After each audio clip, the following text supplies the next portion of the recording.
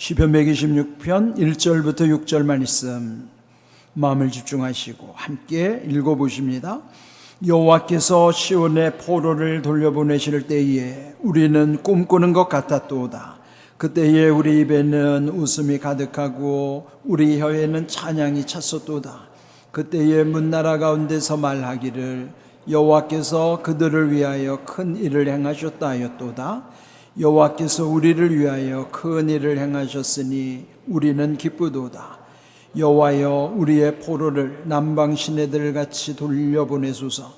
눈물을 흘리며 씨를 뿌리는 자는 기쁨으로 거두리로다. 울며 씨를 뿌리러 나가는 자는 반드시 기쁨으로 그 곡식단을 가지고 돌아오리로다. 아멘. 금요일은 8월 15일 광복 80주년을 맞이하는 날입니다.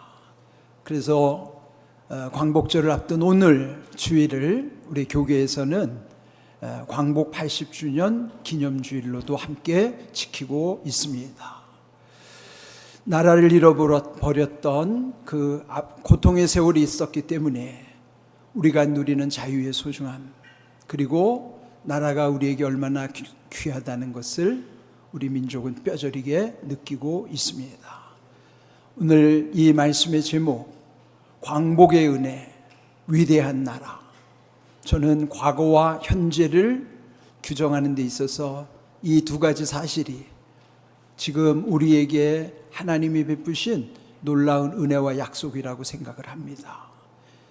오늘 읽은 본문 1절을 보시면 여호와께서 시온의 포로를 돌려보내실 때에 우리는 꿈꾸는 것 같았도다.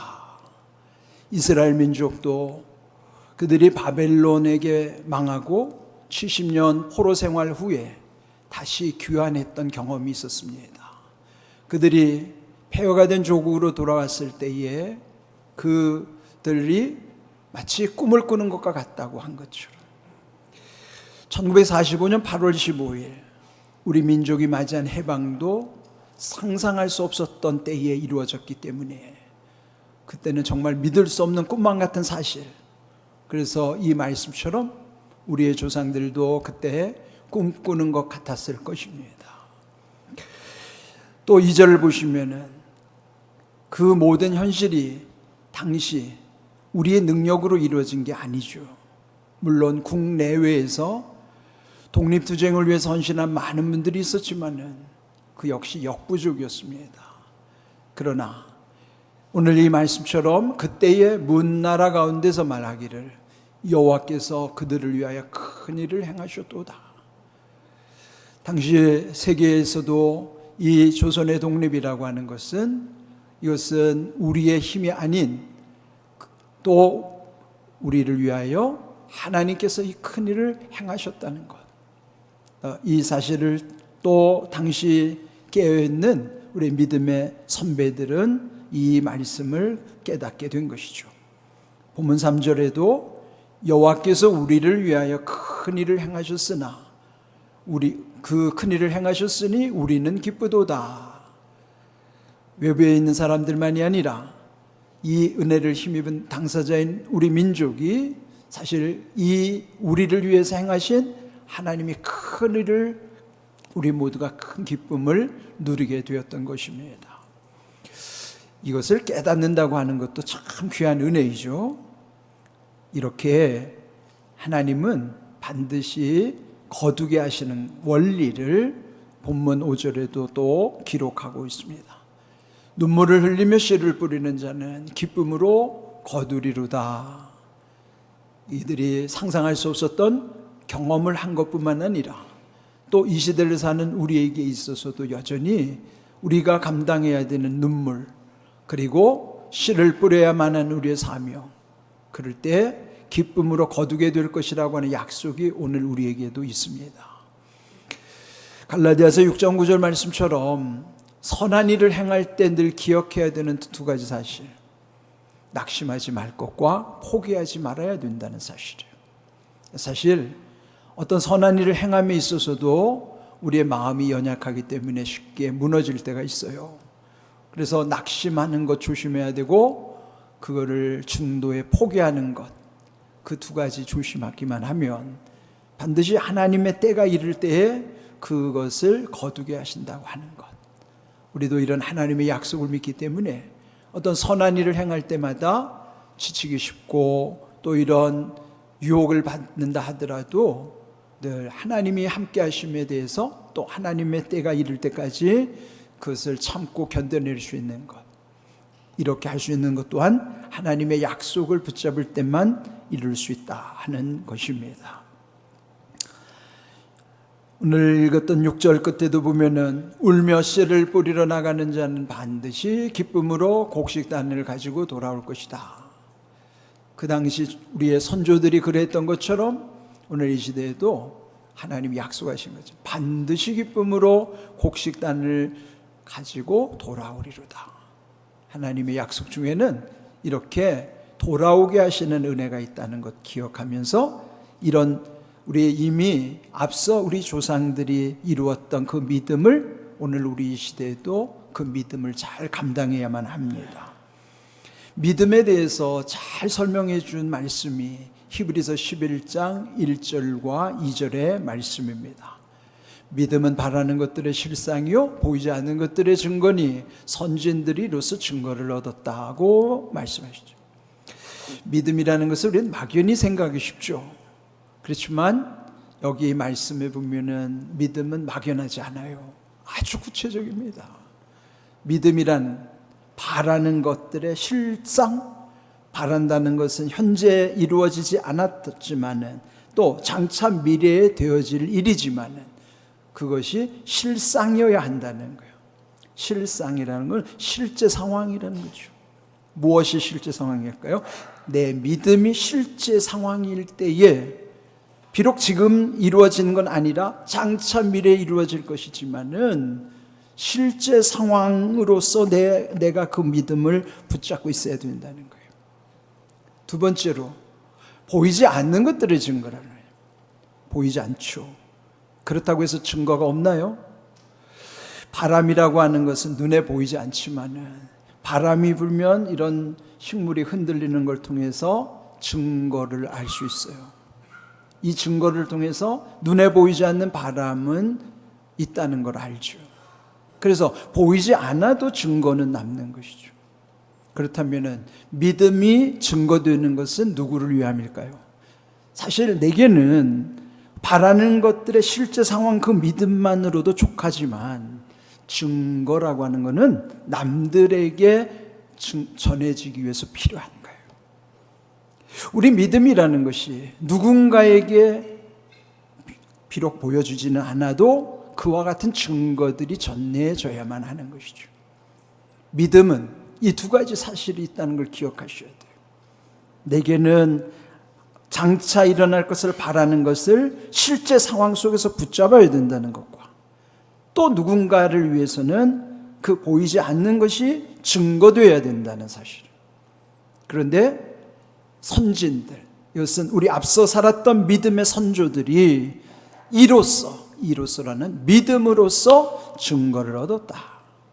오늘 이 시대를 살아가는 것도 비록 80여 년 전에 그때 일제 치하에서의 조선의 인구는 한 2천여만 됐다고 그래요.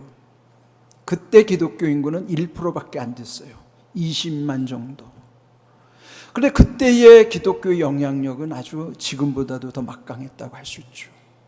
그것은 바로 그 믿음의 선배들이 그 앞으로 일어날 바라는 것들에 대한 실제 상황으로 붙잡고 있었을 뿐만 아니라 그 시대에도 그 보이지 않는 그들의 믿음은 그 주변의 모든 이들에게 증거가 됐다 하는 거예요. 오늘을 사는 우리에게도 신앙의 선진들이 믿음으로 증거를 얻은 것처럼 우리도 믿음으로써 그 증거가 나타나야만 하는 것입니다.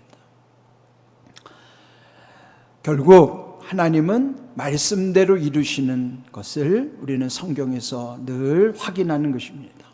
이사야 61장 9절 그들의 자손을 문 나라 가운데 그들의 후손을 만민 가운데 알리리니 무릇 이를 보는 자가 그들은 여호와께 복받은 자손이라 인정하리라. 이 말씀이 오늘 우리 민족에게 너무나 선명하게 이루어진 말씀이에요. 사실 이 세상의 문나라는 벌써 이 세상에 200개도 넘는 나라가 있죠. 또 만민들이라는 것은 여러 민족을 뜻하는 거예요.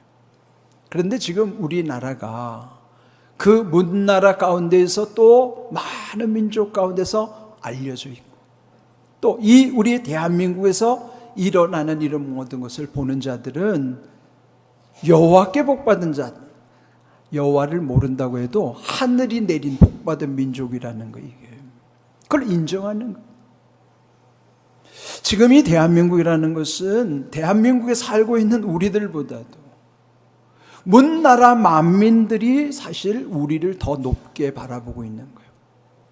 우리는 그렇게 대단한 줄 모르지만은 사실 문나라 만민들이 우리나라를 대단하게 생각하는 거예요. 우리 역사가 반만년, 5천년 역사라고 하지만은 지금 같은 때는 없었어요. 경제적으로도 10번째 안에 들어간다고 그러죠. 군사력으로는 5대 강국이라고 그래요.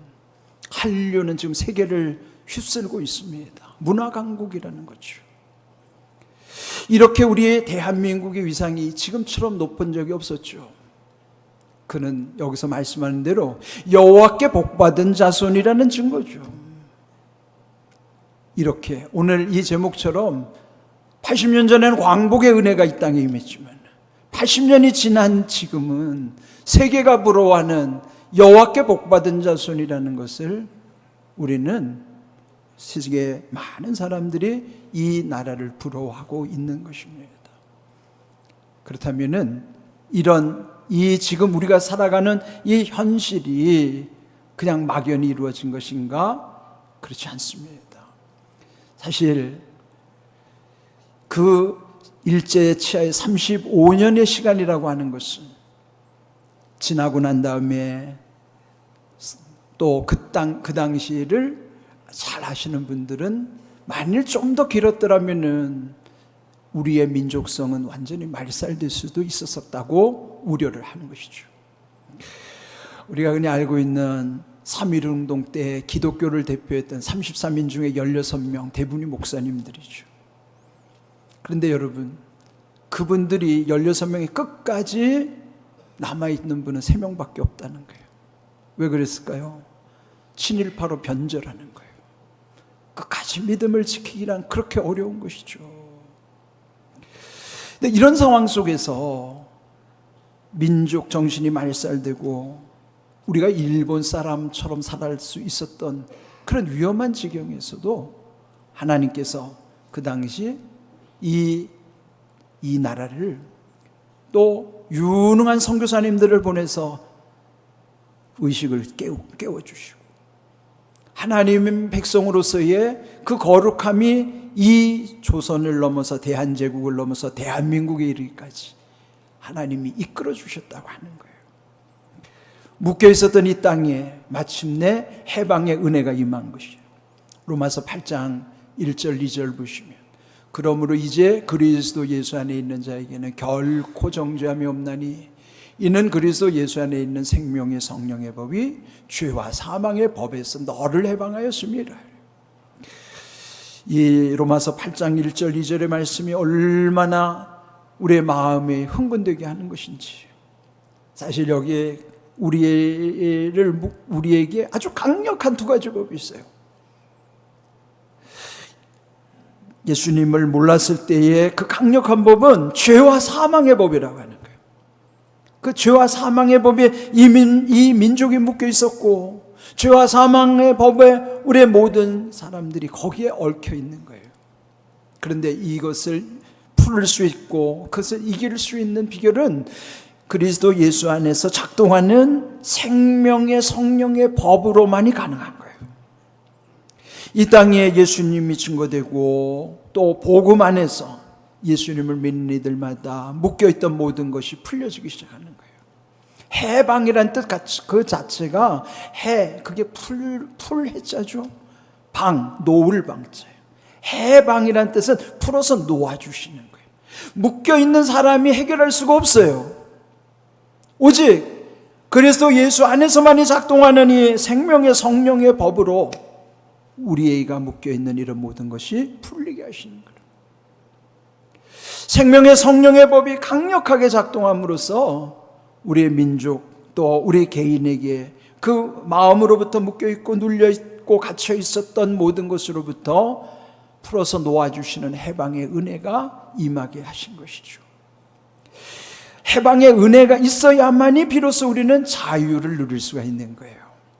요한복음 8장 32절 진리를 알지니 진리가 너희를 자유롭게 하리라. 진리는 예수님 자신이죠.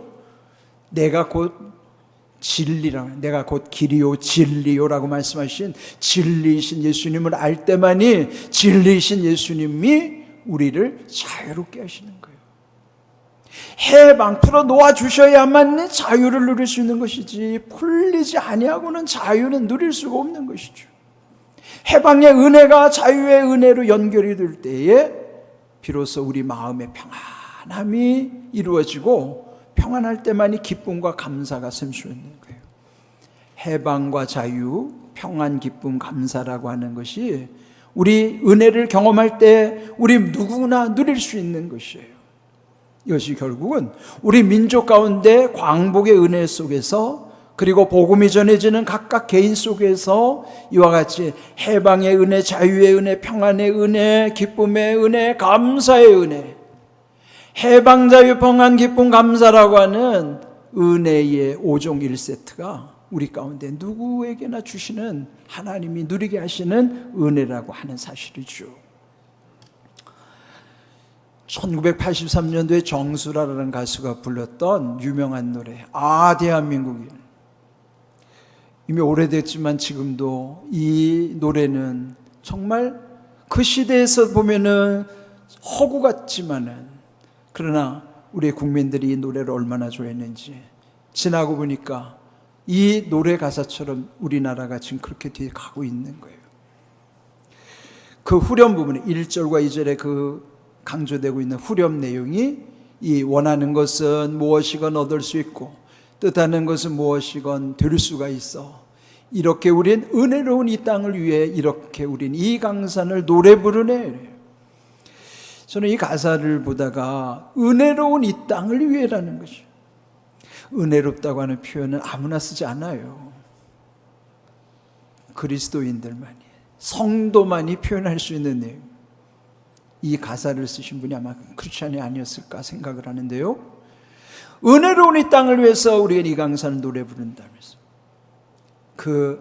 대한민국이라고 하는 것은 라고 하는 게 그게 만약에 고통의 현실 속에 있을 때는 그는 그저 탄식에 불과합니다. 그러나 그것이 점점 이루어지고 오늘 우리가 부를 때 이 대한민국의 아는요 탄성으로 바뀐 거예요. 탄식에서 탄성으로. 그런데 오늘 제목처럼 위대한 나라 대한민국이라 그럴 때 위대할 때 위자가 무슨 위자인지 아실까요? 그 위자는 거룩할 위자예요. 위대하다는 위는 거룩함으로 크게 쓰임받는 것이 위대함이에요.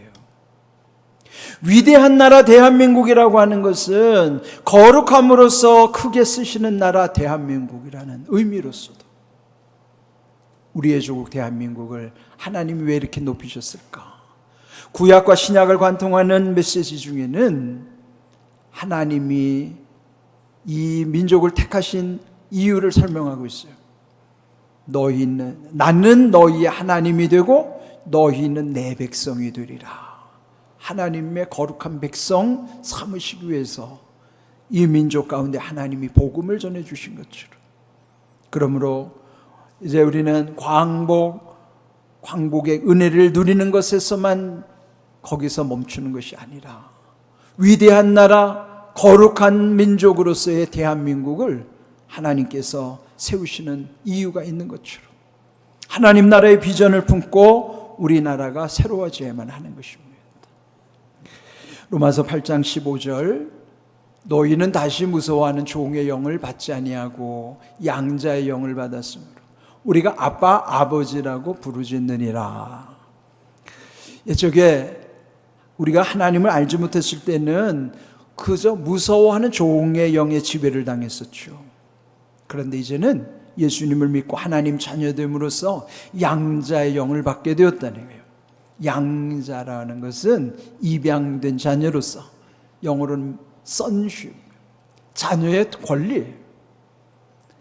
그 권리는 하나님을 아빠, 아버지라고 부를 수 있는 특권입니다. 아바라고 하는 아람어가 우리말 그대로 아빠라는 뜻이에요. 하나님을 일컬어서 아빠라고 부를 수 있는 특권, 아버지라고 부를 수 있는 특권. 그는 아버지이신 하나님이 우리 인생을 책임지시고 우리와 함께 하신다고 하는 얼마나 귀한 약속이 우리 마음에 새겨지는 것이 귀한 것인지. 그런데 여러분, 광복, 그 은혜 가운데서 우리는 8.15라고 하는 거 잊지 못하죠. 8.15라고 하는 것이 사실 우리에게는 롬 8.15로 이어져야 돼요. 롬 8.15라는 것은 로마서 8장 15절, 이제는 우리가 하나님 자녀의 특권을 누리는 그런 민족과 백성이 될 수 있다. 그래서 우리는 아빠, 아버지라고 부를 수 있는 이 특권을 잊어버리지 말고 우리의 삶 속에서 늘 하나님이 우리와 함께 하신다는 사실을 감사함으로 살아가는 것이에요. 당시 일설에 의하면 일본은요, 1945년 8월 19일, 우리가 해방되기 며칠 전이죠. 8월 19일에 음모를 꾸미고 있었다는 거예요. 그날 그들의 눈의 가시처럼 여기는 조선의 기독교인들과 선각자들을 20만 명 금강산의 동굴로 소집해서 거기서 몰살을 시킬 음모를 꾸몄다는 거예요. 만약에 좀 더 그 8.15가 해방이 늦어졌더라면 어쩌면 참혹한 일이, 그 끔찍한 일이 생겼을지도 몰라요. 20만 명이 희생당하는 끔찍한 일이 저질러졌을지도 몰라요. 그런데 하나님은 8월 15일 이 민족을 또 해방시켜 주셔서 그 일이 무산됐지만, 그러나 그에 앞서 일본의 나가사키, 히로시마의 원자폭탄이 투하됨으로써 그때 희생자가 20만 명이 죽었다는 거예요. 뭔가 소름이 돋는 것 같지 않아요? 그들이 20만 명을 죽이려고 했던 이 음모가 자기 민족이 20만 명이 희생당하는 끔찍한 사건으로 벌어졌다고 하는, 이런 걸 생각할 때에 하나님이 공의의 하나님이시라는, 정의의 하나님이시라는 사실, 그 하나님이 이 대한민국을 왜 이렇게 높이고 계실까? 그는 이 민족 속에 하나님 나라의 비전을 이루시고 또 하나님 나라의 백성으로서 세계의 그 모든 역할을 감당하기 위함인 것이죠. 우리는 광복의 은혜를 감사할 뿐만 아니라 위대한 나라로 세우시는 그 위자의 거룩함의 약속, 그래서 위대한 나라 대한민국은 거룩한 나라로서 하나님이 더 귀하게 세우실 수 있도록 우리의 조국 대한민국 위해서 우리는 늘 새벽마다 기도하지만은, 그리고 지금까지 우리 신앙의 선배들이 이 구국의 재단을 끊임없이 이어온 것처럼 우리 시대에도 눈물을 흘리며 씨를 뿌리는 그 각오로 이런 귀한 사명을 감당할 때에 우리의 대한민국을 통해서 위대한 나라, 거룩한 나라로서 하나님께서 마지막 때 크게 쓰실 줄로 믿습니다. 이런 귀한 일에 우리가 늘 하나님의 뜻 가운데 더욱 겸손함으로 모든 일을 잘 감당하며 은혜를 누릴 수 있기를 주님의 이름으로 축복합니다. 아멘.